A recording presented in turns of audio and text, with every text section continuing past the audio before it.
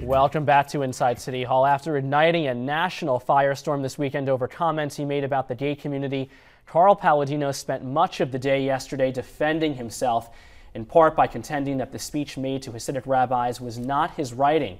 But should a candidate read from remarks prepared by someone outside their staff? Here to discuss that topic and much more are our New York One wise guys, former Senator Alfonse D'Amato, former Mayor Ed Koch, former State Comptroller Carl McCall, and joining us as a guest wise guy is former New York City Councilman and former Republican candidate for Lieutenant Governor Tom Ognibene. Thank you for joining us. Nice to see four wise guys tonight. So let's start off with Carl Palladino and his comments that he made Sunday. He backtracked a little bit yesterday, and then today his campaign put out a statement basically apologizing for them. Mayor Koch, I'll begin with you. How did he go from Sunday to today? Well, I believe undoubtedly the campaign staff fell on him like a ton of bricks. But what good are these apologies? They mean nothing. You really think he's changed his mind? He said what he believed, and what he said was terrible, particularly in the context of the torture of three people based on their sexual orientation up in the Bronx. And the suicide. And the suicide. There have been a number of attacks in recent weeks. So what he said was grotesque, coarse, but he still believes it. I don't believe he changed his mind. You know the best thing that he could do? He should say, I'm hanging up my hat and I'm going home. Well, Tom Ognibene. I don't think so. I think for the first time in that letter that we've gotten over here, not apology, we're seeing the real Carl Palladino. Well, that's what I want to ask you, because you were his running mate. You didn't win in September, but what were your conversations with him on those issues? What are his views? Well, I don't know that his views are extreme as it came across. You know, whether or not what did he tell you? I think the thing is that he doesn't believe that young children they should be proselytizing, that it should be left to the parents to discuss issues of sexual orientation. But I think when it came out, it probably came out a lot harsher than what he really believes.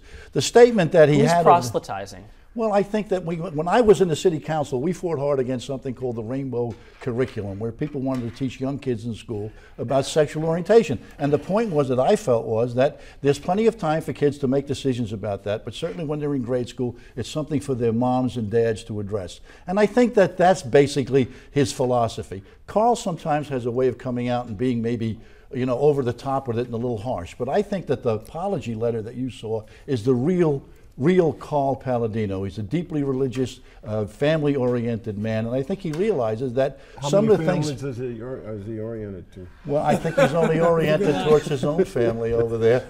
I don't want to get now. If we're all going to get as cruel as we accuse Carl. Well, no, I mean, but does he raise up a point? Is he the one to really preach on family values? There is nobody out there. I think nobody in the world who can preach about family values. And I don't think he was preaching about family values. Well, he's preaching about following the teachings of the church. He was talking about his values, and I think that he cleared that up. And there's nothing wrong for you to have personal views and personal values on it. And I think he recognized that some of the things that he said were hurtful to others, and he was willing, and it takes a big man and an honorable man to come out and admit it, and that's what he did, and I'm very proud that he did Carl it. McCall, do you think it's sincere? No, I don't think so. But you know, what really bothers me is why are we spending so much time? I mean, he's just not a serious candidate. Let me tell you why. A serious candidate starts off with a base.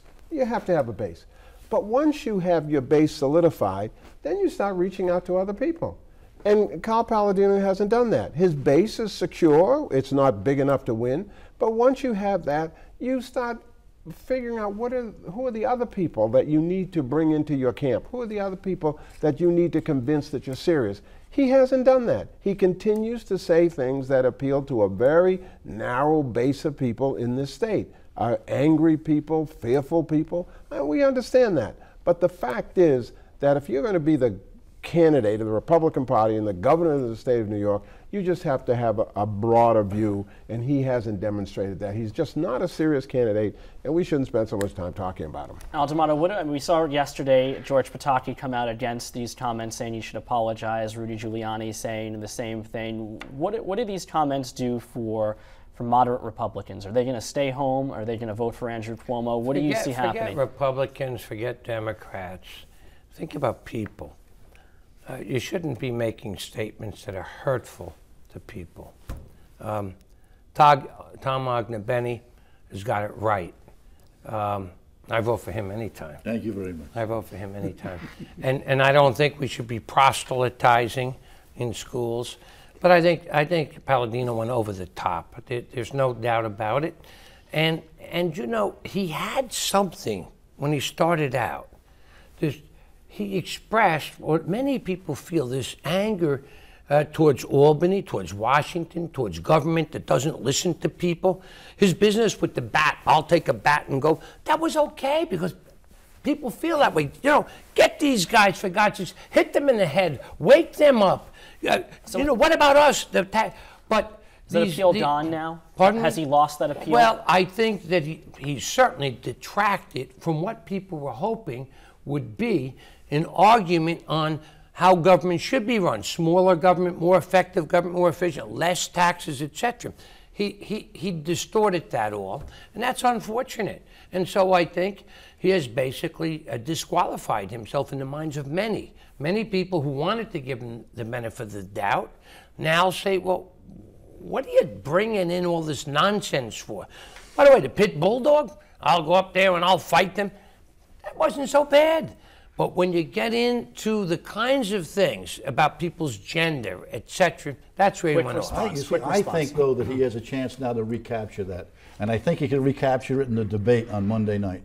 I think he's come out, he's apologized, he said, look, this was all, I think, and I believe that what he was trying to say is the campaign went in the wrong direction and I steered it in the wrong direction. And now we got to get back on track. And I think that this apology sets the stage for that. And so people now are going to tune in Monday night and they're going to say, well, let's see which Carl Palladino shows up. The one that we've seen in the last 2 weeks, or the one that we believe is the only one that can restore economic growth, can restore jobs to the state of New York. Somebody who cares enough about the people to make changes in Albany. So I think this debate on Monday night, he can put all of these negatives behind him. All right, we have to go to a quick break. But before we do, I just want to ask you, I mean, he says which Carl Palladino is going to show up. Is that the problem, that there are too many Carl Palladinos in the minds of New Yorkers? No, I mean, everybody knows Carl Palladino for what he is, a loony.